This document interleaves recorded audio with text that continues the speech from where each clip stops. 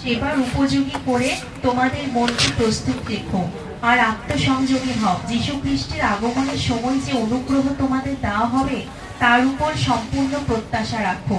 অতীতে তোমরা বুঝতে না, তাই তোমাদের অভিলাষ অনুসারে মন্দ পথে চলতে।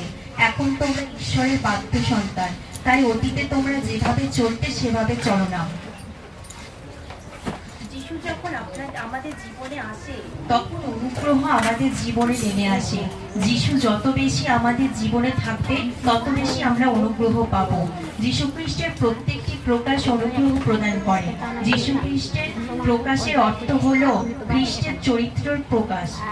যিশু খ্রিস্টের সম্পর্কে আমরা বই, পড়াশোনা বা প্রচার থেকে জানতে পারি, কিন্তু যিশুকে প্রকৃত রূপে তখনই জানা সম্ভব যখন আমরা প্রভুর সঙ্গে ঘনিষ্ঠ হয়ে চলি।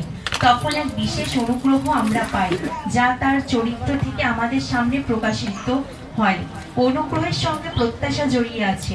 যে অনুগ্রহ আমাদের কাছে আনিত হইবে তার অপেক্ষাতে সম্পূর্ণ প্রত্যাশা রাখো। অনুগ্রহই আমাদের প্রত্যাশা রয়েছে যে আমরা প্রভুর সঙ্গে মিলিত হব। যে ব্যক্তি আগমনের বিষয়ে প্রত্যাশা নাই সে অনুগ্রহ পাবে না।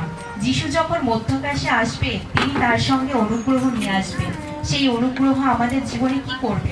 আমাদের নাশাময় শরীরকে এক গৌরবময় শরীরে রূপান্তরিত করবে। এই অনুগ্রহকে অন্তিম অনুগ্রহ বলা যেতে পারে। আমরা যদি অনুগ্রহে বৃদ্ধি পাই তাহলে তার আগমনের সময় আমাদের শরীর সেই ঈশ্বরের অনুগ্রহে এক গৌরবময় শরীরে পরিবর্তিত হয়ে যাবে। এই আপন বাক্যের দ্বারা ঈশ্বর যেন সবাইকে আশীর্বাদ করুন।